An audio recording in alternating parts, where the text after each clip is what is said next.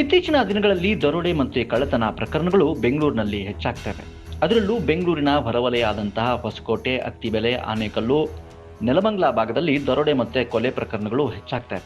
ಇದಕ್ಕೆ ಮತ್ತೊಂದು ಉದಾಹರಣೆ ಎಂಬಂತೆ ನಿನ್ನೆ ರಾತ್ರಿ ಬೆಂಗಳೂರು ಮತ್ತು ಕೋಲಾರ ರಾಷ್ಟ್ರೀಯ ಹೆದ್ದಾರಿಯಲ್ಲಿರುವ ತಾವರೆಕೆರೆ ಕೆನರಾ ಬ್ಯಾಂಕ್ ಎಟಿಎಂಗೆ ಇಬ್ಬರು ಖತರ್ನಾಕ್ ಕಳ್ಳರು ಕಳ್ಳತನ ಮಾಡಲು ವಿಫಲ ಯತ್ನ ನಡೆಸಿದ್ದಾರೆ. ಎಟಿಎಂ ಮುಂದೆ ಸೆಕ್ಯೂರಿಟಿ ಗಾರ್ಡ್ ಇಲ್ಲದನ್ನ ಗಮನಿಸಿದಂತಹ ಕಳ್ಳರು ಎಟಿಎಂ ಮುಂದೆ ಹಾಕಿರ್ತಕ್ಕಂಥ ಸೆಟ್ರಸ್ ಬಾಗಿಲನ್ನ ಮೊದಲು ಮುರಿದಿದ್ದಾರೆ. ಬಳಿಕ ಎಟಿಎಂ ಒಳಗಡೆ ನುಗ್ಗಿದ್ದಾರೆ.